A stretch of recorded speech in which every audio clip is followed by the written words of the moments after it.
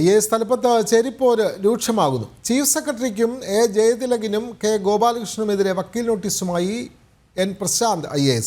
Chief secretary പരസ്യമായി മാപ്പ് പറയണമെന്നും വക്കീൽ നോട്ടീസിലുണ്ട്. പ്രശാന്ത് നൽകിയ പരാതിയിൽ നടപടി സ്വീകരിക്കാത്ത ചീഫ് സെക്രട്ടറിക്കെതിരെയാണ് വക്കീൽ നോട്ടീസ് അയച്ചത്. അതേസമയം പ്രശാന്ത് അയച്ച നോട്ടീസ് ലഭിച്ചിട്ടില്ല എന്ന് ചീഫ് സെക്രട്ടറി ശാരദാ മുരളീധരനും അറിയിച്ചു.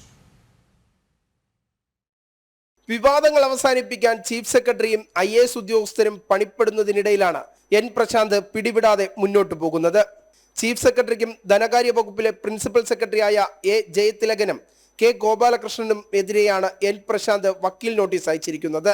പ്രശാന്ത് കെ ഗോപാലകൃഷ്ണനും എ ജയതിലകനുമെതിരെ നൽകിയ പരാതിയിൽ ഒന്നുപോലും ചീഫ് സെക്രട്ടറി അന്വേഷിക്കുകയോ നടപടി സ്വീകരിക്കുകയോ ചെയ്തിട്ടില്ല. ഇതിനുള്ള കാരണം വ്യക്തമാക്കണമെന്നും ചീഫ് സെക്രട്ടറി പരസ്യമായി മാപ്പ് പറയണമെന്നാണ് വക്കീൽ നോട്ടീസിലെ പ്രധാന ആവശ്യം. എൻ പ്രശാന്ത് ഉന്നതിയിലെ CEO ആയിരിക്കുന്ന സമയത്താണ് പട്ടികജാതി പട്ടികവർഗ വിഭാഗത്തിൽപ്പെട്ട കുട്ടികളുടെ വിദേശ പഠന വിദ്യാഭ്യാസവുമായി ബന്ധപ്പെട്ട രേഖകൾ കാണാനില്ലെന്ന വാർത്ത പുറത്തു വരുന്നത്.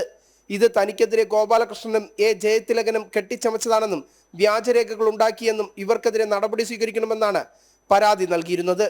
എന്നാൽ ഈ വിഷയം പരിഹരിക്കപ്പെടാതെ സമൂഹ മാധ്യമങ്ങളിൽ ഉന്നത ഉദ്യോഗസ്ഥർക്കെതിരെ പോസ്റ്റുകൾ എഴുതിയെന്ന കുറ്റം ആരോപിച്ചുകൊണ്ടാണ് പ്രശാന്തിന് സർവീസ് മെമ്മോ നൽകുന്നത്.